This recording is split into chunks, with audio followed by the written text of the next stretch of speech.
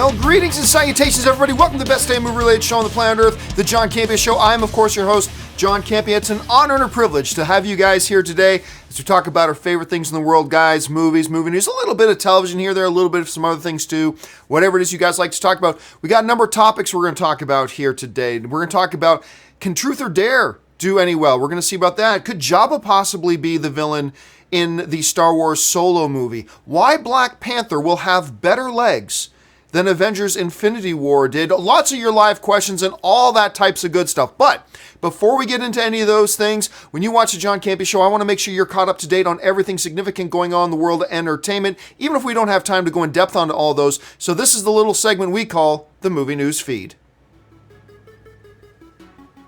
First up, as the second season of Star Trek Discovery gets ready to go into production, it's been announced that Inhuman star Anson Mount has been cast to play the character Captain Christopher Pike. Star Trek fans will recognize the name of the character who first commanded the USS Enterprise before James T. Kirk took it over. In the J.J. Abrams film series, we saw Pike portrayed by actor Bruce Greenwood in the first two films. According to Deadline, details about the second season of Discovery have been kept safely under wraps. In January, co-showrunner Aaron Harberts said the following: "The second season is not a war season. We are very interested in tackling themes of science versus faith. We'll be 9 years before Star Trek the original series, and there are things from the original series that we want to do some nods to." On a personal note, I thought this series was going to absolutely suck, but then I ended up absolutely loving it. I'm really excited to see what they do with season 2.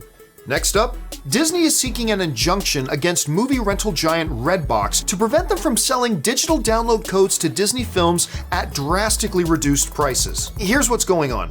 Redbox buys Disney combo packs that contain a Blu-ray, DVD, and digital download code for a digital copy of the movie. Redbox then rents out the discs and sells the digital download codes for about $5. Now remember, these are codes to movies that go for around $19 a download normally. Disney's first attempt at getting a legal injunction against Redbox failed due to the fact that the judge said the warning language on the combo packs Disney was selling did not constitute a legally binding contract. But now, Disney believes they have changed their language enough to get the injunction, and they want to move fast to try to prevent Redbox from selling digital download codes to their next big combo pack release, Black Panther. Next up, as many of you will remember, Joss Whedon was, for a long time, set to write and direct a Batgirl feature film for Warner Brothers until departing the project back in February. However, Warner Brothers hasn't completely given up on the project just yet, as it is now being reported that Christina Hodson, the screenwriter for the upcoming Bumblebee movie and last year's absolutely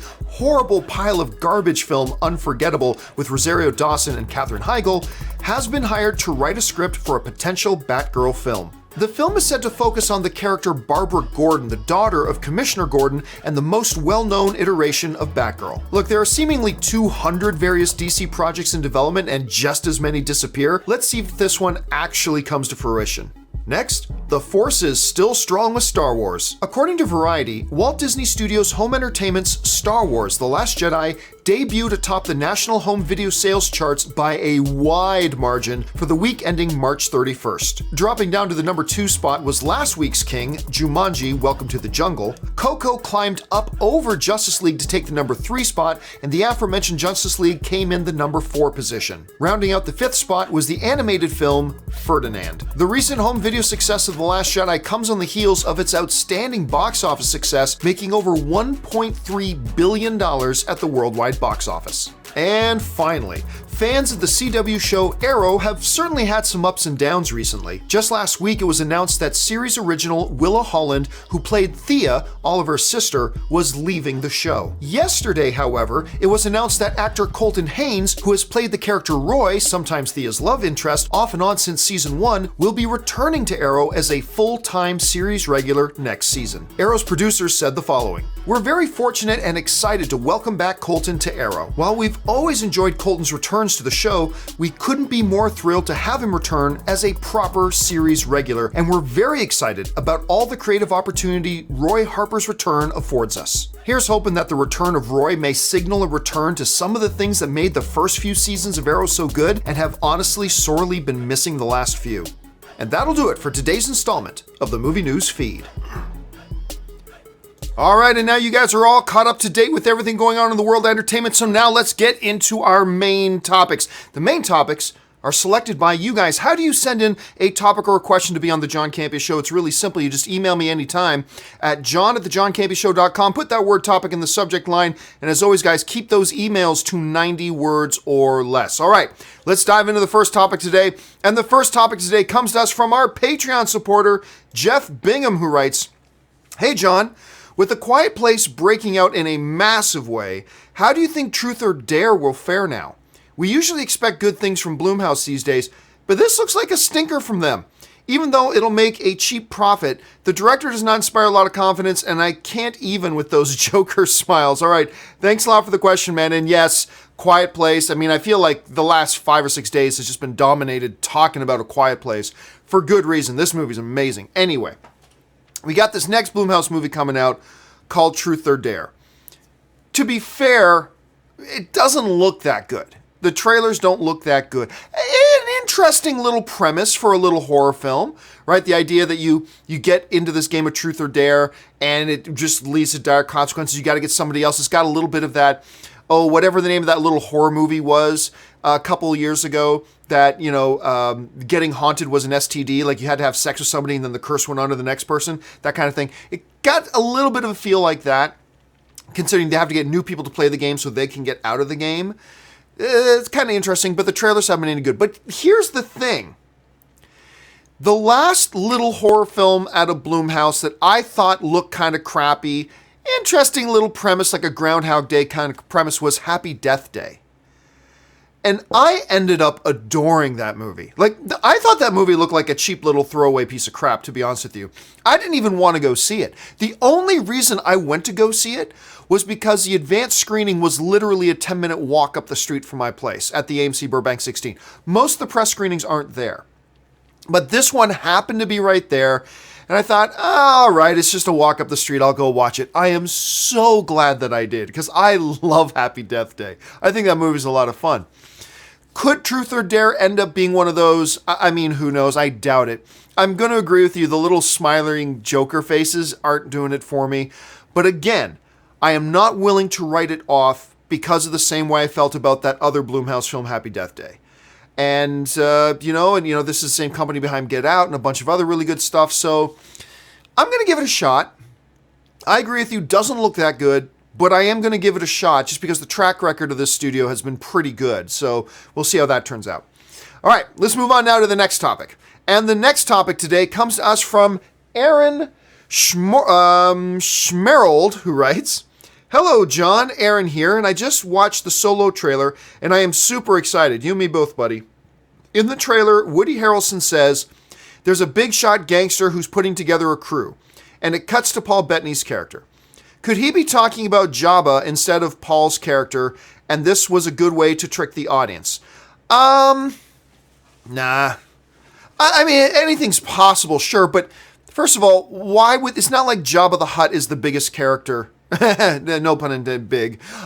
It's not like Jabba the Hutt is anywhere near one of the most important characters in the Star Wars universe. It's not like Jabba is one of the most beloved characters in the Star Wars universe. If for whatever reason they wanted to use Jabba the Hutt in their movie, I don't see why you hide it. Because it's not like everybody's going to be so happy that Jabba's in it. The other thing is this.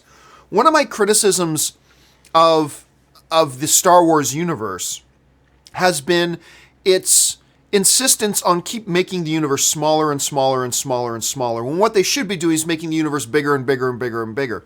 It's a big galaxy. Why on earth you do a Solo movie that's set years before the events of A New Hope and feel the need that the bad guy has to be this one particular gangster from this one outskirts planet from the ass end of space, and he has to be... I mean, to me, to make Jabba the villain in the movie, it would once again just be shrinking the Star Wars universe again. It's like the entire Star Wars universe lives in one 5-foot by 6-foot room. And so all the characters have to constantly be bumping into each other. Like, seriously, it's a big galaxy. It's a big universe. So, number one, I don't see why they would put Jabba in it, because it would just be shrinking the galaxy even more. Number two, if they did make the decision to put Jabba in it, what's the point of hiding that? I don't see the point of that. Now, none of that's to say that I wouldn't be okay with a little Jabba cameo or something like that if they did that. I'm fine with that. But for those reasons and probably a couple of others, no, I don't think so. I mean, it's a perfectly valid theory, and who knows, it may actually end up happening. But no, I don't see that being the case. All right, let's move on now to the third topic. And the third topic today comes to us from Steve Ron. And Steve Ron writes, "Hey John, big fan. Thank you so much, Steve. Do you think Infinity War will have as strong legs as Black Panther at the box office? And with a crowded summer, will Infinity War perform less than Black Panther since that movie had no competition and it crushed all of them?" All right, so this is kind of the main topic of the day, right? And if you guys saw the title of this video, you know basically what I'm going to say. The title of this video, of course, is why Avengers Infinity War won't have the same legs as Black Panther. Now, before I get into why I don't think Infinity War will have the same legs as Black Panther, let's make something really clear here. Legs does not equal box office, all right? Some people hear legs and that they think, oh, that's just interchangeable term with box office. It's not. Legs are just one of the factors that go into how well a film can do at the box office. It ain't the only thing, it's just one factor that goes into how well a film will do at the box office. So before I get into my reasons why Infinity War won't have the same legs as Black Panther, let me give you this example, okay? Let's say Steven Spielberg, let's take two movies, all right? Let's say Steven Spielberg decided he wanted to make his crown jewel of a movie, and it's a biopic. And Steven Spielberg's going to make this biopic called John Campea, World's Greatest Lover, okay? Or JCWGL, as all the cool kids call it. John Campea, World's Greatest Lover, is Steven Spielberg's crown piece movie, okay? So he makes, we'll just call it WGL for short, okay? He makes his movie WGL, all right? And it makes $40 million on opening weekend. And the following, now most movies drop 50 to 60% on their second week. Let's say that movie, WGL, makes $40 million on its first week, and it only drops 25% on its second week down to $30 million. That is great legs. That's great legs. And so in 2 weeks, the movie's made $70 million. Okay, now let's say that Martin Scorsese decides that he wants to make the world's greatest documentary. And he makes this film called John Campea, World's Coolest Guy. Okay? So Martin Scorsese makes World's Coolest Guy. You got Steven Spielberg doing World's Greatest Lover. You got Scorsese doing World's Coolest Guy. All right, and this one's a documentary. So he makes that movie, and it makes $100 million opening weekend. All right? $100 million opening weekend. But it doesn't have good legs. And on week 2, it takes a 75% drop down to $25 million. So you got World's Greatest Lover with great legs only making a 25% drop. You got World's Coolest Guy, not great legs, taking a 75% drop. But guess what? World's Coolest Guy still made a ton more money. In total, World's Coolest Guy still makes $125 million in his first 2 weeks. World's Greatest Lover only makes, what did we say, $70 million in 2 weeks. So one had great legs, one didn't, but at the end of the day, it didn't really matter too much because World's Coolest Guy still made a lot more money. Are you with me? Legs does not equal box office. It's just one of the factors that contributes to box office, okay? So when I say that Black Panther will not, or that Avengers Infinity War won't have the same legs as Black Panther, I am not saying that Avengers Infinity War won't make more money than Black Panther. I do believe Avengers Infinity War will make more money than Black Panther, but it won't have the same legs, all right? It won't have that same kind of stretched out longevity that Black Panther did. And here are my main reasons why. Okay, here's why I don't think Infinity War will have the same legs as Black Panther. First of all, when we look at Black Panther, in Black Panther's first 8 weeks of release, okay, in Black Panther's first 8 weeks of release, how many movies came out in those first 8 weeks that had a bigger than $100 million opening weekend?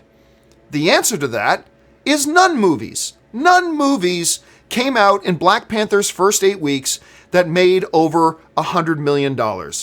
None movies is the answer, all right? All right, well, let's lower the bar a little bit. How many movies in Black Panther's first 8 weeks came out against Black Panther and opened to more than $50 million opening weekend? Well, one. And it just happened. A Quiet Place on April 6th, opening on April 6th, A Quiet Place came out and opened to $50 million. I believe the final number was $50.2 million. So, in Black Panther's first 8 weeks, you had none movies making $100 million or more. You had one movie in its 8th week make $50 million or more. That clearly, that level of competition or lack thereof is clearly a major contributing factor to the ability that, on top of the fact that Black Panther is awesome, but that lack of competition, that lack of heavyweight competition, clearly was one of the contributing factors and a major contributing factor to how good the legs on Black Panther were. Okay, no movies that would open up against it in its first 8 weeks clearing 100 million, only one clearing 50. Let's look at Avengers Infinity War and what's coming up in its first 8 weeks. Movies likely to break 50 million, and I'll go so far as this. These 4 movies have a very good chance of all of them cracking over 100 million as well. You got Deadpool 2, you got Star Wars Solo, you got Incredibles 2, you got Jurassic World Fallen Kingdom, and you've got a handful of other movies on top of these ones that have the potential to clear 30 million or more as well. So you've got a number, like Ocean's 8, I think will open to more than 30 million, something like that. So you've got these 4 films, Deadpool, Solo, Jurassic World Fallen Kingdom, Incredibles 2, all could open to over 100. All of them could open. A couple of them are definitely opening to over 100. But all of them could. And on top of those, you got a handful of other slightly smaller films that are going to open to the same rate that a lot of the films opened against Black Panther. I mean, it's just these things alone are enough to say to me that, you know, when you're looking over its first 6 to 8 weeks, Avengers Infinity War has a much tougher schedule. A much tougher schedule as opposed to, say, Black Panther, and its road in front of it was a hell of a lot easier. Again, all that is simply to say that I don't think Avengers Infinity War will have the type of ridiculous mutant-like legs that Black Panther did, but I still believe at the end of the day, Avengers makes more money. I believe it makes more money. It makes a lot more of it more up front and more front-end loaded of that. Now, a few things in Avengers Infinity War advantage. Number one, if it's as good as Black Panther, or maybe even better, that will contribute to it having decent legs. The fact that more people go to the movies in the summer, that will contribute to it having decent legs. I just think when you're looking at the competition schedule that Black Panther had versus the competition schedule that Avengers Infinity War had, I think it's a relatively common sense thing to say that I think it's a safe thing to say. You're within the realm of reality to say, I don't think Avengers Infinity War can have the same legs as Black Panther, even though I think it's going to have better box office results. So anyway, that's my thought on that. What do you guys think about that? Again, just the 2 main things to look at. Number of films opening to over 100 million against Black Panther, none movies. Films that are probably going to open against Avengers to over 100 million, you got minimum 4. So on that basis alone, I rest my thesis that Avengers Infinity War, while it will do better overall, it won't necessarily have the same legs that Black Panther did. What do you guys think? How would you address and respond to my basic thesis here? Jump down to the comments. I want to hear from you if you disagree with me, and I want to hear your rationale as well. I want to hear what you guys are thinking. Jump down to the comments section and let me know your thoughts. All right, guys, with all that out of the way, let's go over and take some live questions. I got about 15 minutes here to take some live questions, so let's get to that right now. And our first live question today comes to us from Edmund Zippo, who writes, seeing Ready Player One in a few hours, I'm excited. I'm excited for you, man. I love this movie. Love Ready Player One. I think you're going to have a really good time watching it. Nathan C. writes, hype for Meg went from Geostorm to Marvel level. Yeah, so last night, the first trailer for the Jason Statham giant shark movie, Meg, dropped. I put up my trailer review and breakdown up last night, so you can go check that out as well. It looks like it's going to be a fun time. The trailer didn't blow my socks off. It didn't bring it to Marvel level for me, but I thought it was a pretty decent trailer. It certainly got me interested in the movie. I'm certainly going to be seeing this movie, so I think the trailer did its job. Let's see. Adamus95 writes, if Jason karate kicks the shark, instant 10 out of 10. Okay, you got me, man. First of all, if this trailer had showed Jason Statham underwater like this, and the shark come up to it, and Jason Statham does a spinning back roundhouse kick to the shark, and the shark loses a tooth going in slow motion, and a tooth going out, you would probably have the most viewed trailer in the history of YouTube. It would break the internet. Totally would have broken the internet. If that's in the movie, that would be funny.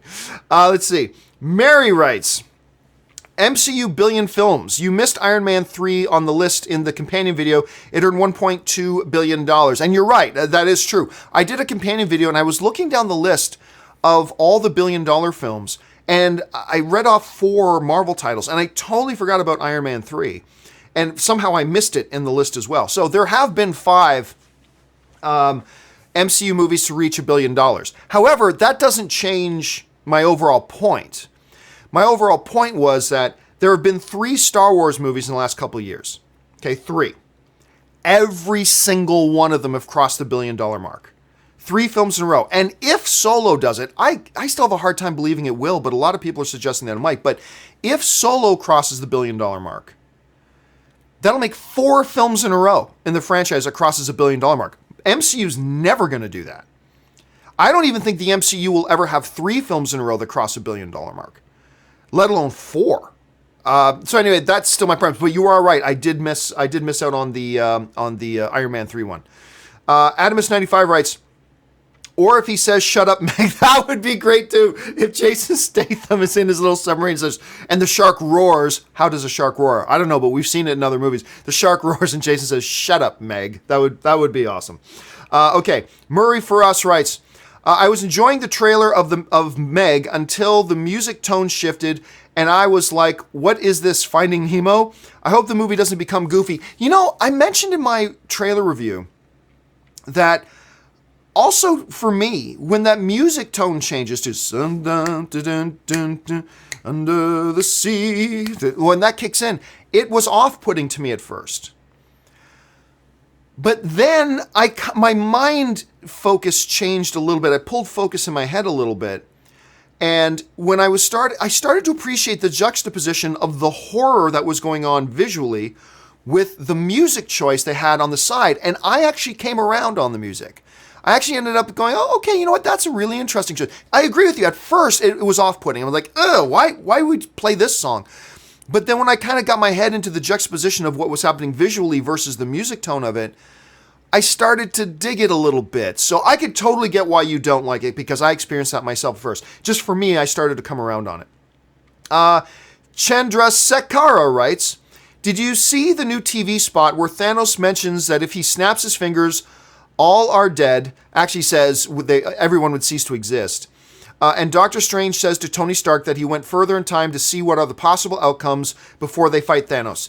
Yes, I did see that trailer. I wish they didn't show that one scene with Doctor Strange saying, I went forward in time to see all the possible outcomes. I wish they hadn't shown that. The Thanos saying, if I snap my fingers, blah, blah, blah, that's all out of context. Doesn't really give anything away. So I dug the trailer. But I do kind of... It's the first time in any of these Infinity War spots that they showed us something that I wish they didn't. And I kind of wish they didn't show us that Doctor Strange part. Maybe it's inconsequential. Maybe I'll watch the movie and realize that scene was inconsequential. But it's the first time in any of the marketing that I kind of felt like, I wish you didn't show us that. But that's just me. Okay, next one comes to us from Ricardo Ramirez, who writes, John Campea, you are a god. Well, I'm no god. I love your show. Don't stop what you are doing. Keep up the amazing work. You are a goat. Well, thank you so much, Ricardo. I really appreciate that. That's awfully kind of you to say. Maybe you should talk to Steven Spielberg and Martin Scorsese about making those movies about me. Manuel Fernandez writes, hey, John, I hope you had a great weekend. I did have a great weekend, Manuel. Thank you for mentioning that. I know you're not a fan of most of the DC animated films. Well, I'm not a fan of most of the Marvel or DC animated films, to be fair. I personally really enjoy most of them. Which ones would you say are your favorite / least favorite? Well, I'm not going to talk about least favorite because I think most of them are garbage. Both the Marvel and the DC ones. Ones that stand out to me.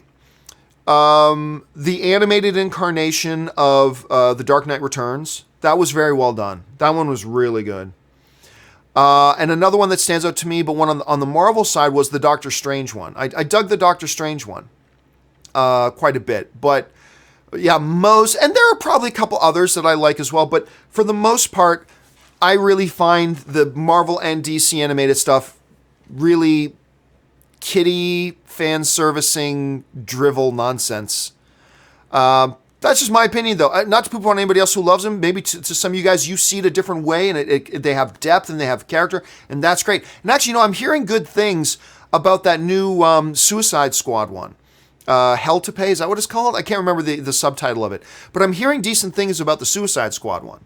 So I'm actually looking forward to checking that one out. That one might become another exception for me.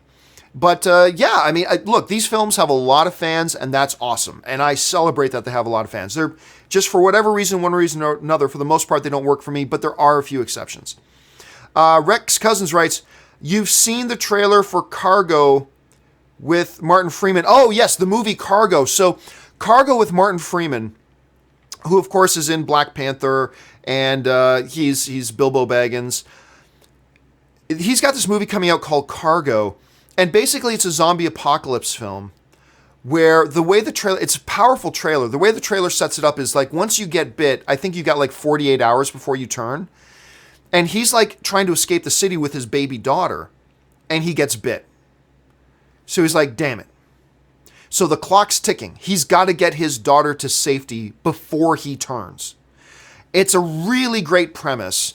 And you got a really great actor like a Martin Freeman in there. I'm very, very curious to see this film. If you haven't seen the trailer, look it up. The movie's just called Cargo. So just search Cargo trailer Martin Freeman. You should have no problem finding out.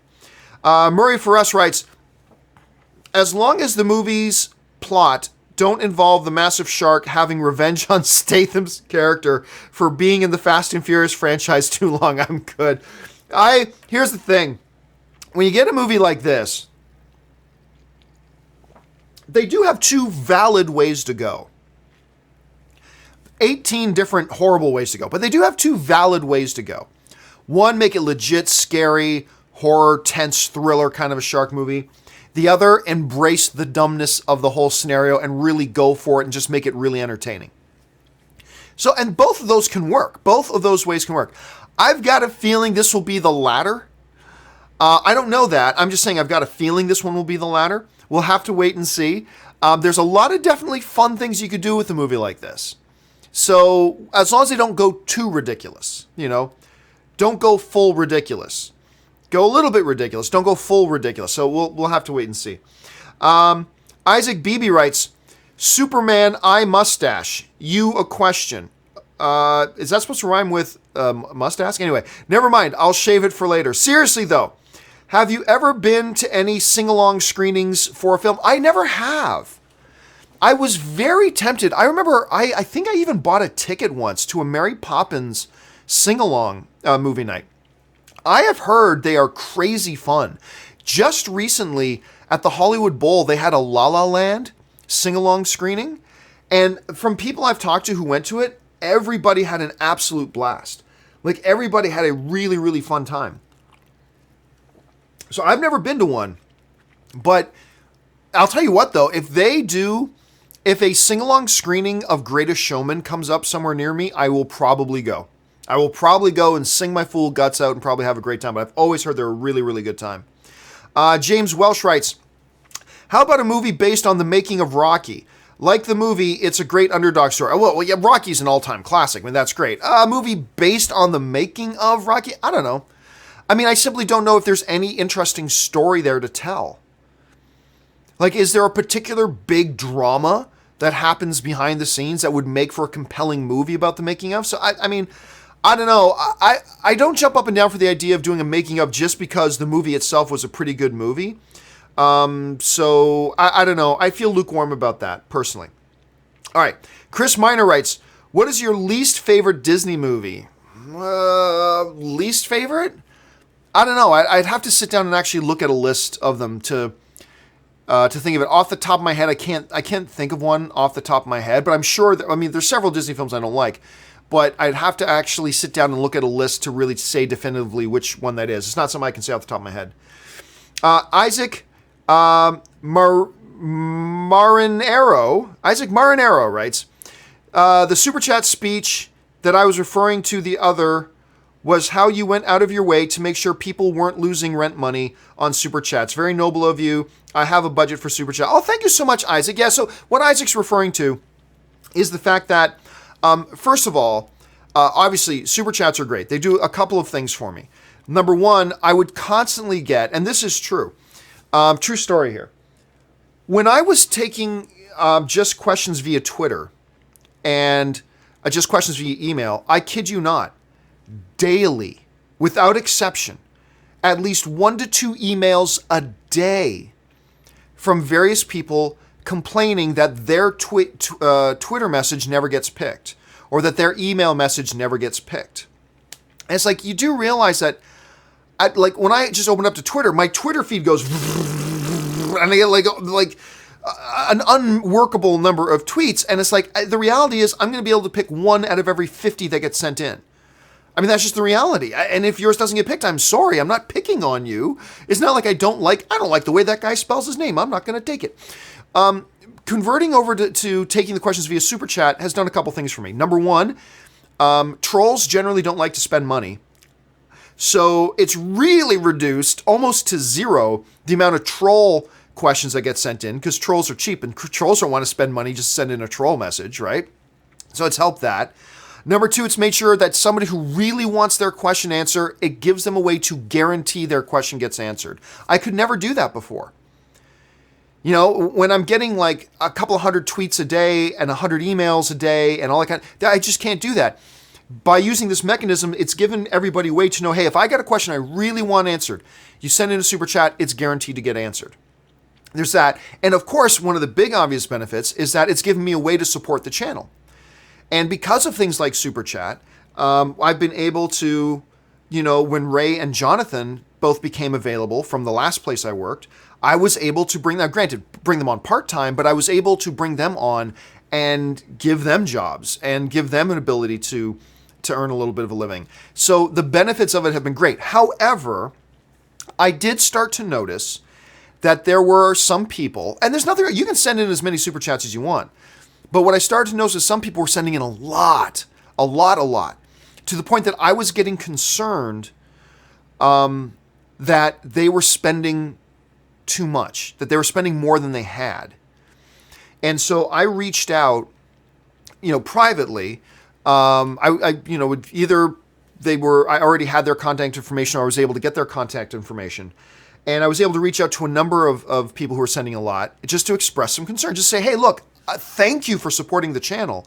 And I love the discussion you're throwing in there. I love your questions, but I need to find out, just so I can sleep at night, I need to know for sure that you're not spending more than you can afford, that you're not just taking all your money and just spending it on Super Chats. Like, because that's not healthy. That's not good for you, man. Like, just be careful. And I had some great discussions with those guys. One or two of them have more money than I will ever have in my life. And a couple of them, one of them said, you're right, I'm going to slow down. And a couple of them said, hey, no, don't worry. I know how much I can spend for fun money, and this is just fun money for me. So anyway, that's what Isaac is talking about. And again, if you send in Super Chats, awesome. Thank you. You're supporting the show and you're continuing the conversation. But at the same time, you are, even if it's only $2 or $5 or $10, whatever, just watch how much you're spending. Be careful, because, you know, if you're having fun, you can get ahead of yourself and start spending too much. And I don't want you to do that, because it's not good for you. It's not good for me. Just moderate. Everything in moderation is fun. But thank you for that comment, Isaac. I really appreciate it. Yang Kinirish writes, hey, John, keep up the great work. Is the Infinity War 30-minute fan screening a new marketing tactic, or have other movies done this? Well, it's like more like 20 minutes, 21 minutes. We've seen that done before. We have seen, like, for instance, I've gone to special events of a movie that's opening up in 2 months, like special press events where they show the press 15 minutes of a movie. Like, so it's not new. I think them doing like this 20-minute package and taking that 20-minute package on tour, that's a little bit new. That's a new aspect to it. But the notion of studios like doing special screenings and having like these 15-minute preview packages, 20-minute preview packages, that's not new. How Disney is doing it is a little bit new on that level. So maybe I hope that answers that. All right, Dakota Barber writes, Watching Molly's Game, love it. Chastain is great. Chastain is awesome in Molly's Game. And Molly's Game itself is awesome. Molly's Game should have got nominated for Best Picture. I 100% believe that. Yes, I'm a little biased because I love poker. And the fact that they, were poker is one of the main themes of the movie, yes, that gets me. But honestly, I really thought it was one of the best movies of the year. I really thought it should have been nominated. Let's see. Phil Lee writes, if Oliver Queen was smart, he should have dropped off the dead Oliver from Earth X to the FBI. Oh, there you go. To the FBI and said, this is the murderer. By the way, Iron Man 3 also passed 1 billion. Well, we covered that. That actually, Phil, that is a great theory. That's a great theory. So it was a dude who just looked like me. And then what are they going to say? What are they going to say? How are they going to argue that? There he is. Looks just like me. It was a doppelganger. There you go. That's actually a great idea. Dalton Burdett writes, over under 5%, the entire Han Solo film is a flashback from Han's funeral. You're not the first one to mention that, Dalton. I've had some other people kind of say, what if it's a flashback of Solo talking of an older Han talking to a young 7-year-old Kylo and telling Kylo the stories of how him and Uncle Lando met, or a flashback being told from a funeral or something along those lines. I've heard several people suggest that. I don't think that's what's going to happen. I don't think they're going to do that. But again, it's not an unpopular theory. It's certainly possible, but I will actually even at 5%, I'll take the under on that. Okay, last 2 questions of the day. F, marry, kill, Queen Amidala, Princess Leia, or Rey. I opt not to play. Sorry about that. James B writes, hey John, with Rampage just around the corner, can we include it among the many attempts at making a decent video game movie? Yeah, absolutely. Rampage is absolutely a video game movie. It is completely based on the classic video game Rampage. This is, by every definition, a video game movie. And I had fun with it. My full review goes up tomorrow, but yeah, I absolutely had fun with Rampage. So, but absolutely can be considered a video game movie. Okay, now I'll take 2 more. Justin Ward writes, Blockers cost $21 million, made $32 million. A Quiet Place cost $17 million, made $52 million. It cost $35 million, made $123 million opening weekend. Guaranteed effects heavy movies cost more, but $200+ million unnecessary. Well, I mean, look, I've been saying for a long time, Justin,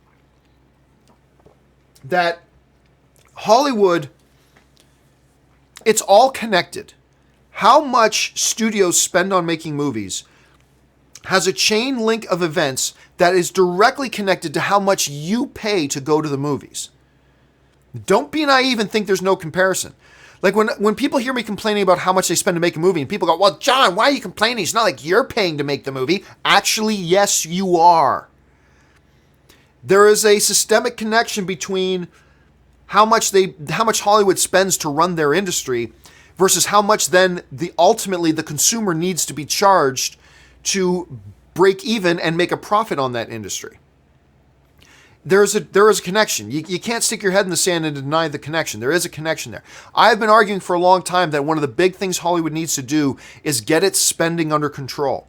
Some movies justify the cost. All right? Like Avengers Infinity War is probably going to be north of $250 million to make. Don't believe those BS stories about it being $1 billion and all that kind of... Don't believe that.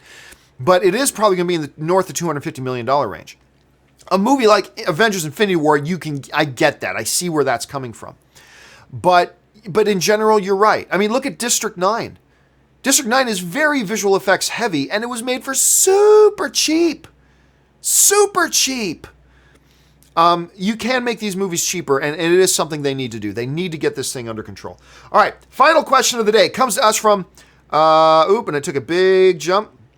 Comes to us from Hunter Trevorrow, who writes, hey, John, oh crap, I forgot what I was going to ask. Odds are it was a question you've been asked before. Oh yeah, Felipe the Sentient Dancing Microphone for President. Can I start the campaign?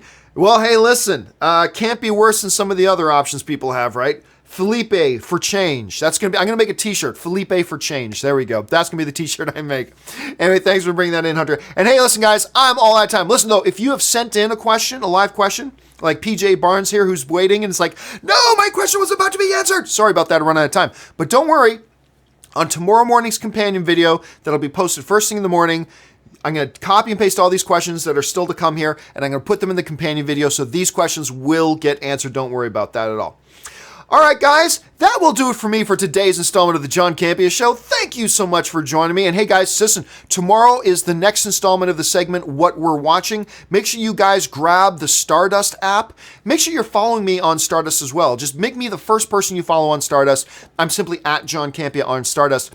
So if you've got a recommendation, a trailer you just love, maybe your Meg trailer reaction, maybe your reaction to one of the movies that come out, maybe a reaction to a recent television episode you just saw, jump on Stardust, make your video reaction. Make sure you tag me on your screen at John Campea, and maybe you'll see your video pop up tomorrow on the John Campea Show.